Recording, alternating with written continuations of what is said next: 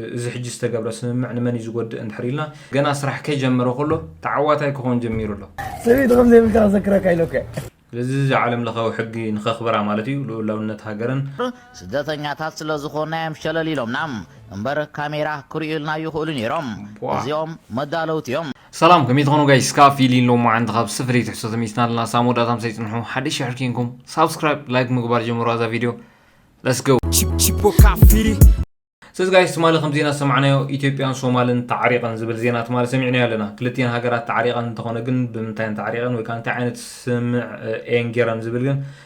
بأوفيشالي كلتين هاجرات استقلت أين برند مالتيو حجون بإثيوبيا استقلت إيلن تعينت سمع جيران بمنجد صومال جن استقلت علو مالتيش لذيذ كلتين هاجرات نخسام عز جبرو وكاني مسامع نتبتات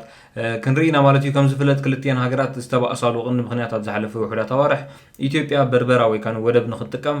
إن سومالي لاند أفلتو خبايا بمباليا تزاري وانيرا سلزي زخاني سومال دمكل سلزخونه سومال بزي أيتسامعون بزخاني حساب ناوج كبتحو كم زخولو ويكم متفنان كم زنورو أبزحلفوا وحدة توارح يخم مالتي سلزي أبزحجوان كان عرق بتحنا اللوا مسامع المخنات كان تايو زخن من يزود مستسامع نوزنا برا من يزود زبل كن رينا مجمريا ግን እቲ ተሳሚዕና ዘሎ ነጥቢ ንራእዮ ማለት እዩ ናይ አንካራስ ስምምዕ ቀንድ ነጥብታት ይብላሉ የኢትዮጵያና የሶማሊያ መሪዎች አንዳቸው የሌላኛቸውን ሉዓላዊነት ነፃነትና የግዛት አንድነት እንዲሁም በተባበሩት መንግስታትና በአፍሪካ ህብረት ደንቦች ላይ የሰፈሩትን ዓለም አቀፍ ህጎችን ለማክበር ተስማምተዋል ለዚህ ዓለም ለኸው ሕጊ ንኸኽብራ ማለት እዩ ሉዓላውነት ሃገርን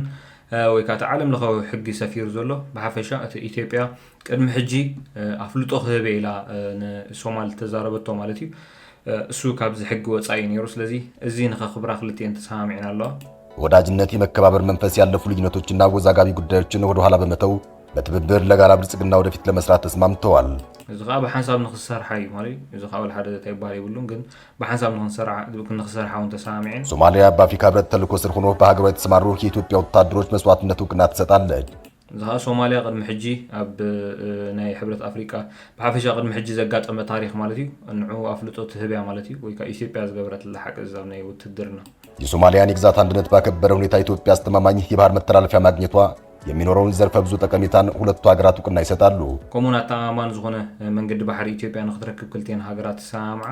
በሉዓላዊ የሶማሊያ መንግስት ስር ኢትዮጵያ አስተማማኝ ደህንነቱ የተጠበቀና ዘላቂ ባህር መተላለፊያ እንድታገኝ የሚያስችል ለሁለቱ ሀገራት ጠቃሚ ሆኖ የኮንትራት የኪራይና ተመሳሳይ የንግድ አሰራር መንገዶችን በጋራ በመሆን ለማጠናቀቅ ተስማምተዋል ኮሙን ኢትዮጵያ አታማማን ዝሆነ መንገድ ባህር ክትረክብ ማለት እዩ ብኽራይ ክኸውን ይኽእል እዩ ብኮንትራት አታማማን ዝሆነ ንክልቲያን ሀገራት አርባሒ ዝሆነ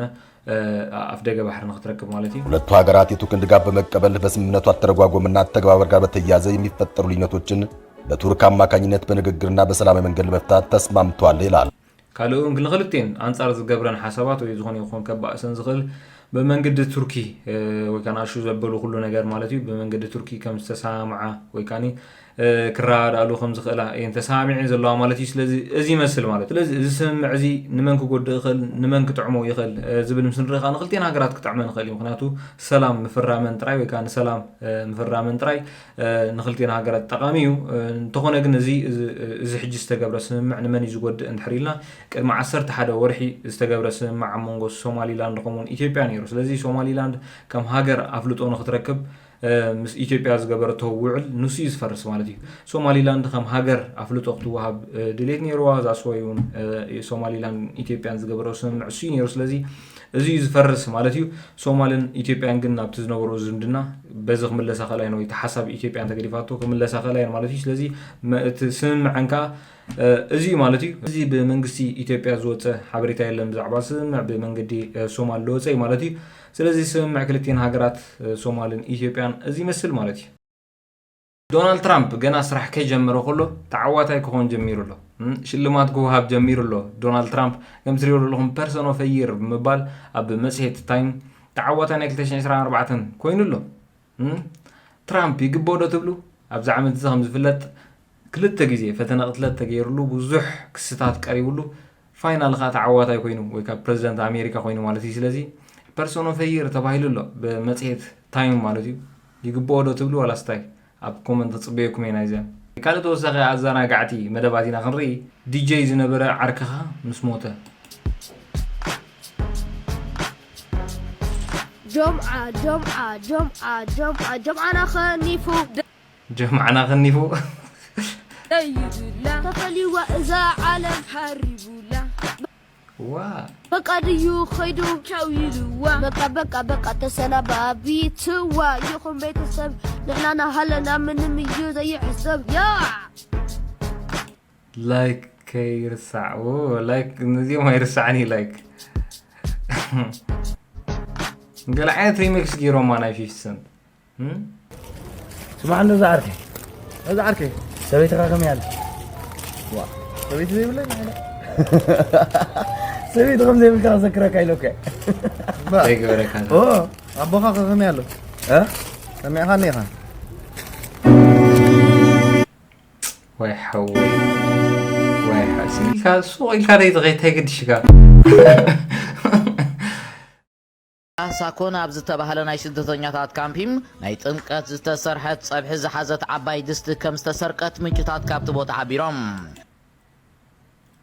እንታይ እቶም ክልተ መጻምድቲ ሰብ ሓዳር ጥምቀት ውላዶም ንምብዓል ኣብታ ካምፕ ላዕልን ታሕትን ክብሉ እዮም ቀንዮም እተን ኣብታ ካምፕ ዜና ይስራሕ ዘሎ ለታይ ድስቲ ጠፊያ ዜናስ ሓጋጊዘን ንኣጋይሽ ዝኸውን እንጉዶት ክሰርሓ ብድሮ ከም ዘምስያ እንተኾነ ግን ንፅባሒቱ ቆልዓ ከጠምቓ ኣብ ገዛ ሰብ ከይገደፋ ናብ ቤተ ክርስቲያን ምስ ከዳም ድሒረን ቆልዓ ጠሚቐን ገዛ ምስ ተመልሳ ድማ እታ ቀያሕ ፀብሒ ዝሓዘት ዓባይ ድስቲ ናይ ጥምቀት ተሰሪቓ ፀኒሓተን እቶም ስደተኛታት ነቲ ክሽነ ብሓባር ዝጥቀሙሉ ናይ ሼር ስለ ዝኾነም ሶርያውያን ሶማላውያን ካልኦት ዜጋታት እውን ስለ ዝጥቀሙሉ ነታ ድስቲ ዝዘመተ ኣካል ብቐሊሉ ክርከብ ኣይተኻኣለን እንታይ ጉድ ኳይ ታ ፀብሒ ብለይቲ ክስራሕ እንከላም ነቲ ካምፕ ሃንና ቢላቶ ስለ ዝሓደረት ብዝጠመዩ ጉጅለ ንኽጭወ ምክንያት ኮይና ክትከውን ከም ትኽእል ዝሕበር ብዝጠመዩ ጉጅለ እቶም ኣብ ናይ ቋሕሰም ግዜ ድስቱ ሙሉእ ፀብሒ ዝተሰርቆም ስድራ ቤት ኣጠመቕቲም ናብ ሓለፍቲ ፀጥታ ናይቲ ካምፕ ኣምሪሖም ገዛ ገዛ ኣትዮም ኩላ ካምፕ ክፍትሽዋ ሕቶ ቀሪቦም እኳ እንተነበሩ እቶም ኣባላት ፀጥታ ናይቲ ካምፒም ገዛ ገዛ ኣቲና ክንፍትሽ ሕጊ ኣይፍቀደልናን ብምባል ነቲ ናይ ፈተሻ ሕቶ ዘቕረበ ክነፅግቦ ስለ ዝኽኣሉ እታ ድስቲ ሽታ ማይ ኮይና ተሸሪባ በቃ ትጥፋእ ንነብሳይ ግበረላ ሕቡሸይ ብመልሲ ኣባላት ፀጥታ ናይቲ ካምፕ እዚ ዓገባ ፀብሒ ክሰርሓ ተካለን ዝሓደራ ወይ ዘራዝር ስደተኛታት ስለ ዝኾናዮም ሸለል ኢሎምና እምበር ካሜራ ክርእዩልና ይኽእሉ ነይሮም እዚኦም መዳለውቲ እዮም እዚ ጉዳይ ምጭዋይ ናይ ፀብሒም ናቶም ነይሩ እንተዝኸውን ግን ከልቦም ኣምሪሖም ብሽታ ገዛ ገዛ እንዳኣተው ነታ ድስቲ ምረኽብዋ ነይሮም ብምባል ኣባላት ፀጥታ ስደተኛታት ብምዃነን ጥራይ ከም ዘጓነይዎን ብዘስምዕ ቃና ነቒፈኖም ዓሌትነት ሰሪሓ እተን ወይ ዘራዝር ድሕሪ ብዙሕ ምዕዝምዛም ኣማራፂ ስለ ዘይነበረን ካልእ ህፁፅ ሓድሽ ፀብሒ ተጓየን ብምስራም 900 ሰላጣ ኣብዚሕን ዕዱማት ኣጋይሸን ከእንግዳ ምኽኣለን ግን ብስደተኛታት ናይቲ ካምፕ ክምስገና ክኢለን እየን ከም ዝፍለጥ ኣብ ካምፕ ናይ ሓባር ክሽነ ገለ ንጭርቃን ንስሓቕን ገለ ኮነኢልካ ዘጋጥም ስርቂ ወላ እኳ እንተሎም ከምዚ ናይ እዚኦም ንሰብ ውራይ ኣብ ቅድሚ ዕዱማት ኣጋይሽ ደፊንካ ምውዓል ግን ዘይቅቡሉን ዓገብ ክበሃል ዘለዎን እዩ ኣብ ሃገረ ታሪክ እኳይ دست ملو ما خامس صبحو ما أدري